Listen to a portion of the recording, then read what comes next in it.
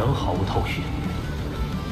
这招之中蕴含着更多对空间、脑中惊喜的运用，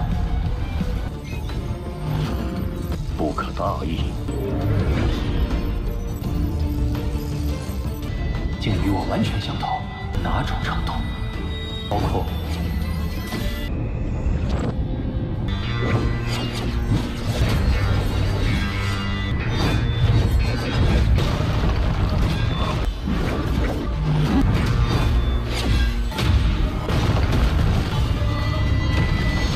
Halo kalian semua, selamat datang di channel Donghua Master. Bagaimana kabar kalian semua? Mimin harap kalian semua baik-baik saja. Dan pada video kali ini kita akan melanjutkan alur cerita dari serial Donghua Soulstar episode ke-144. Dan sebelum kita masuk ke cerita terbaru, mari kita sedikit mengingat cerita sebelumnya. Yang dimana pada cerita sebelumnya Lo Feng telah melakukan perpisahan kepada kerabat dan juga keluarganya untuk pergi mengikuti pelatihan dari markas Virtual Corporation, yang singkatnya Lo Feng telah mengikuti perjalanan itu bersama dengan para jenius lainnya, yang dalam perjalanan itu Lo Feng juga diperlihatkan dengan dunia virtual khusus bagi para jenius yang mengikuti Virtual Corporation. Dengan dunia virtual itu yang disebut dengan Virtual Yisiang. Banyak para jenius dan juga ranah yang tinggi-tinggi berada di sana untuk melakukan pelatihan, dan singkatnya mereka pun telah sampai di markas besar dari Virtual Corporation dengan mereka pergi ke kota Primal Chaos. Yang setibanya mereka sampai di kota Primal Chaos, mereka diperbolehkan untuk memilih teknik yang mereka inginkan dari 52 tablet teknik yang telah disediakan. Dan Lo Feng memilih teknik Primal Chaos Universe untuk mengendalikan senjata jarak jauhnya dari harta yang senya. Dan kemarin juga diperlihatkan pertarungan dari dua makhluk abadi yang langsung dihentikan oleh penguasa dari kota Primal Chaos. Dan itu merupakan inti cerita pada cerita sebelumnya. Kalau gitu pun sekarang langsung saja kita masuk ke bagian cerita terbaru. Cerita ini berlanjut dengan diperlihatkan Master 9 Pedang yang kembali menjelaskan kepada Lo Feng dan juga lainnya kalau monumen kekacauan merupakan harta berharga dari Virtual Corporation maupun bagi seluruh dari ras manusia karena umur dari harta ini yang sangat tua. Dan Master 9 Pedang meminta kepada semua orang untuk menghargai monumen kekacauan ini. Dan setelah itu pun monumen kekacauan dibuka, dan setelah mereka memasuki monumen kekacauan, seketika mereka merasakan energi kekacauan dari monumen tersebut. Dan Lo Feng di sini merasa penasaran memori apa yang akan dimiliki oleh monumen pencerahan yang telah berusia sangat tua ini. Apakah mereka akan bisa menemukan rahasia mengenai era kuno? Dan tidak lama kemudian tiba-tiba saja tempat yang awalnya seperti alam kekosongan berubah menjadi sebuah tempat seperti di dalam gua.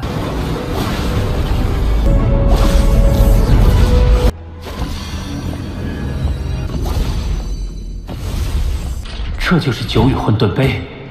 Yang di dalam gua itu terdapat beberapa monumen lainnya, yang di sini Lo Feng mengetahui kalau monumen itu disebut dengan monumen Jai Chaos ataupun Primal Universe Chaos, yaitu tablet yang sebelumnya telah Lo Feng dapatkan pada menara keterampilan. Yang di sana Lo Feng bisa melihat kalau setiap tekniknya memiliki berbagai kelas. Yang di sini Lo Feng pun menggunakan tiga tubuhnya secara bersamaan untuk membaca setiap monumen di sana, yaitu adanya tubuh tanduk emas, skin demon, dan juga tubuh manusianya Lo Feng. Tetapi dari semua monumen itu, Lo Feng melihat monumen pertama lebih mudah untuk bisa dipahami. Lo Feng pun langsung mencoba untuk memahami monumen pertama, yang setelah Lo Feng melihat menggunakan penglihatan spiritualnya, Lo Feng bisa melihat teknik yang dimiliki oleh monumen pertama ini. Dan juga Lo Feng sudah bisa merasakan kalau monumen pertama ini memiliki pengetahuan mengenai hukum asal yang sangat banyak. Tetapi sayangnya penglihatan itu hanya bisa dilihat oleh Lo Feng secara sekilas saja. Dan Lo Feng pun berpikir apakah dirinya harus untuk menyatukan hukum asal dan juga pergerakannya. Tetapi di saat itu Lo Feng seketika memiliki ide yang dimana Lo Feng berniat untuk menggunakan akses dari dunia virtual untuk memahami hukum asal ini, karena Lo Feng bisa menghubungkannya ke jembatan surgawi yang berada di dunia virtual. 闯通天桥，想再次参悟混沌杯。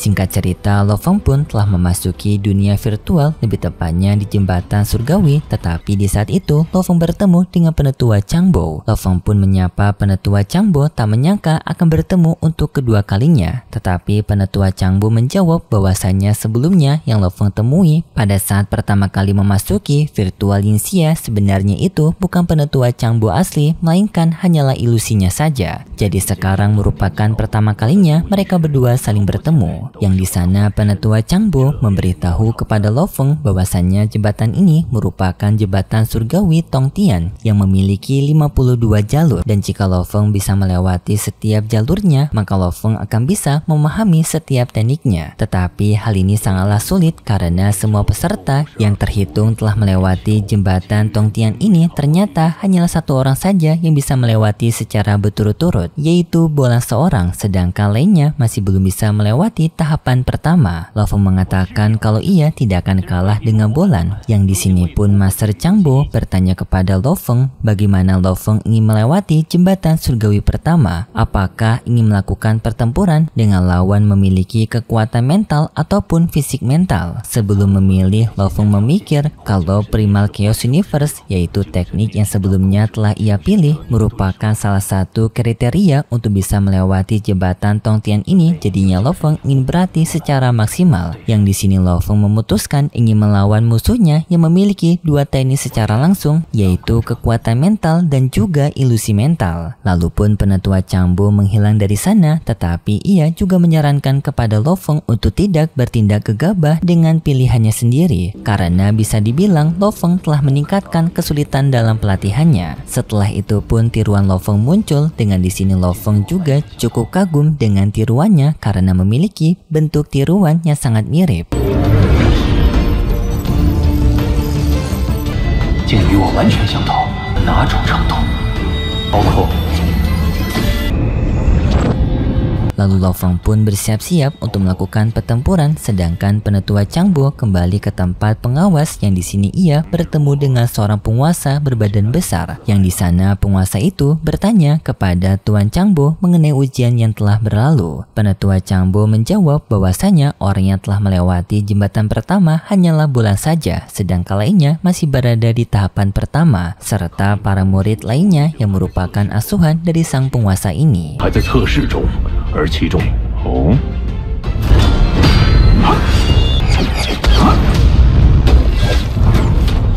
Kemudian pun kita diperlihatkan pertarungan Lo Feng melawan boneka ilusinya, yang dalam pertarungan itu mereka berdua sama-sama menggunakan pedang terbang mereka masing-masing. Yang dalam peraduan pedang terbang ini, sang boneka ilusi hanya menggunakan 3 pedang terbang, sedangkan Lo Feng menggunakan 6. Tetapi tak disangka sang boneka ilusi lebih kuat dari Lo Feng karena hanya dengan menggunakan 3 serangan, tetapi ia mampu menghentikan 6 pedangnya Lo Feng. Lo Feng pun sangat kaget dengan kemampuan ilusi tersebut. Lo Feng pun meningkatkan serangannya dengan merubah setiap pedang terbangnya menjadi pedang kosmik, yaitu tahapan ketiganya Lo Feng. Tetapi boneka ilusi juga dapat melakukan hal yang sama seperti Lo Feng, membuat peraduan serangan mereka pun semakin dahsyat satu sama lain. Terjadi ledakan di mana-mana akibat peraduan senjata mereka.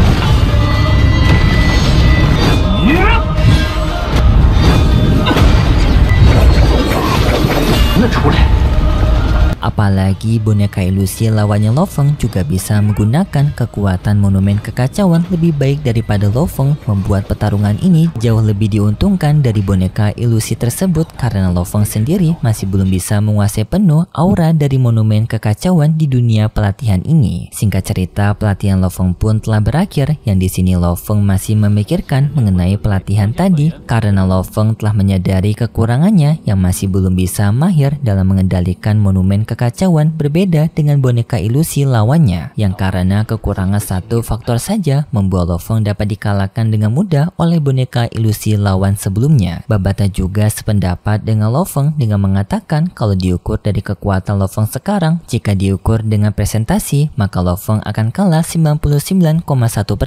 Dan juga Babata memberitahu sejak pertama mereka masuk ke tempat ini hanya Bolan saja yang bisa melewati tahapan pertama, dan tidak lama kemudian tiba tiba-tiba saja Uka datang ke tempatnya Lo Feng memberitahu kepada Lo Feng bahwasannya Rongjun ternyata telah berhasil melewati jembatan pertama. Lo Feng pun kagum dengan Rongjun karena Rongjun mendapatkan peningkatan kekuatan kembali. Dan tidak lama kemudian Gales juga datang ke tempat mereka memberitahu kepada Uka dan juga Lo Feng bahwasannya Rongjun juga telah diundang oleh kerajaan alam semesta Yuechan menjadi muridnya. Lo Feng yang mendengar itu pun semakin kaget dan tidak lama kemudian Tong Yun juga datang membenarkan pendapat Gales, mengatakan bahwasannya alam semesta Yuechan juga merupakan kekuatan yang luar biasa dan sangat mengejutkan jika Rongjun bisa membuat penguasa dari kota Yuechan tertarik dengan Rongjun. Kemungkinan Rongjun telah diketahui memiliki potensi yang tersembunyi. Di sana Gales malah mencoba untuk memanas-manasi Lo Feng dengan mengatakan kalau Rongjun memang seorang jenius, berbeda dari orang yang memiliki latar belakang yang lebih rendah walaupun berasal dari universe yang sama. Maksudnya di sini adalah Lo Feng karena Lo Feng dan juga Rongjun berasal di universe Ganwu. Lo Feng yang mendengar itu marah tetapi langsung ditenangkan oleh Wuka. Yang setelah itu Gales pergi dari sana. Wuka pun mencoba untuk mencairkan suasana dengan memberitahu kepada Lo Feng bahwasanya mereka telah membuat janji untuk bertemu dengan Rongjun di tempat ini. Dan benar saja tidak lama kemudian Rongjun telah sampai di tempat mereka. Yang seketika kedatangan Rongjun juga membuat orang-orang yang berada di virtual Yinxian mereka semua langsung mendatangi Rongjun karena kabar berita Rongjun yang telah menjadi murid dari penguasa Yuechan telah terdengar oleh banyak orang. Lo Feng bersama Wuka pun langsung mencoba untuk mendekati Rongjun juga ikut berbaur bersama mereka. Kemudian pun diperlihatkan Lo Feng yang melakukan pelatihannya untuk memahami teknik dari tablet Primal Universe Chaos, tetapi pada saat ini Lo Feng sepertinya mengalami kesusahan.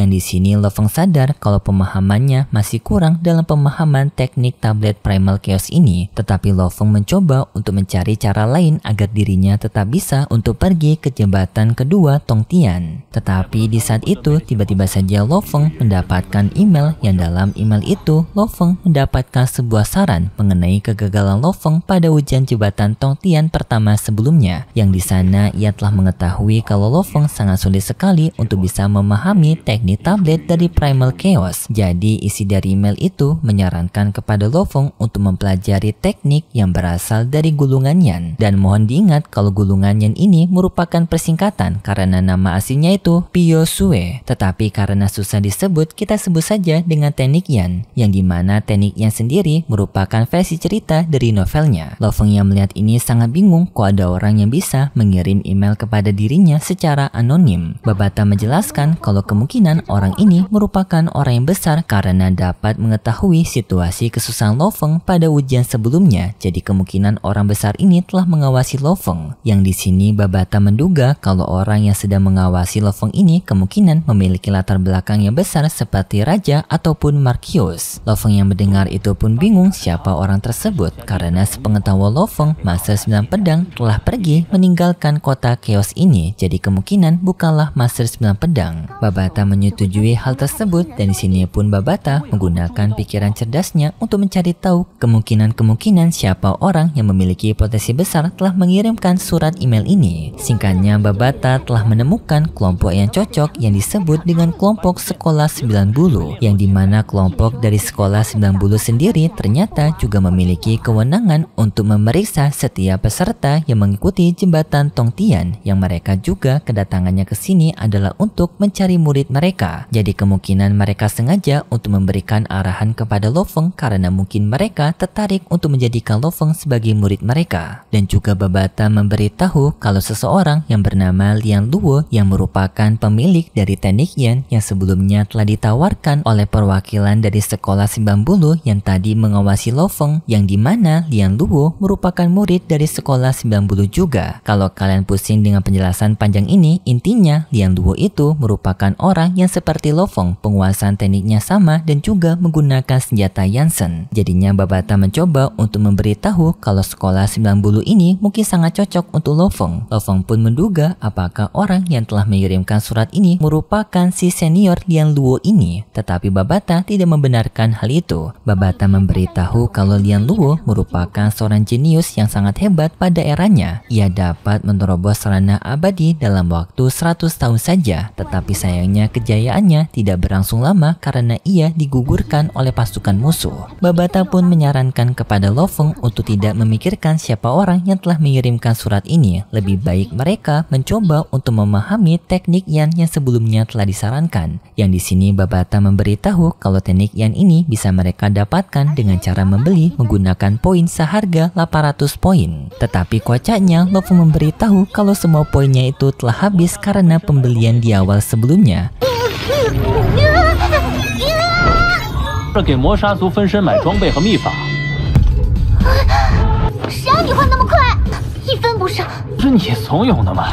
Babata yang mendengar itu pun kaget karena pembelian Lo Feng sebelumnya tidak melaporkan kepada Babata terlebih dahulu. Yang di sini Babata marah karena Lo Feng yang ceroboh. Wih, jarang-jarang banget cuy bisa ngelihat Lo Feng melakukan kecerobohan sampai sejauh ini. Kocak emang. Babata pun memberikan hukuman kepada Lo Feng dengan menjentik jitaknya Lo Feng. Tetapi di sini Babata memberitahu mungkin mereka masih memiliki cara yang lain. Walaupun cara ini tidak sebagus jika mereka membaca gulungan Yan secara langsung, yang dimana Lo Feng bisa menggunakan sebuah metode melakukan pelatihan di tempat dari pelatihan Lian Luo terdahulu, yang mungkin jika Lo Feng melakukan pelatihan di tempat tersebut maka Lo Feng akan mendapatkan sedikit leak dari pengalaman dari Lian Luo yang telah berlatih di tempat pelatihan tersebut. Singkat cerita, mereka telah sampai di tempat dari dulunya merupakan tempat pelatihan Lian Luo, yang di sana Lo Feng bisa melihat catatan rekaman dari Lian Luo, yang dalam catatan itu intinya Lian Luo telah membuat tekniknya sendiri yang ia sebut sebagai teknik Yan hasil dari pengalaman petarungnya selama 3000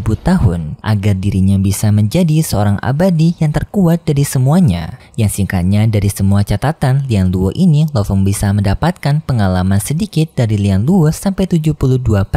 Lo Feng sadar Lian Luo sengaja melakukan hal ini karena ia ingin sombong dengan kekuatannya sendiri karena ia percaya dengan kemampuannya, dan hal ini pun tanpa sengaja membantu untuk Lo Feng juga. Tapi sayangnya setelah itu ceritanya bersambung cuy. Jadi kita akan melanjutkan ceritanya lagi untuk di minggu depan besok. Kalau gitu pun terima kasih buat kalian semua yang sudah menonton video ini sampai akhir. Jika kalian suka dengan video kali ini bisa beri like serta subscribe, dan sampai jumpa di video selanjutnya. See ya!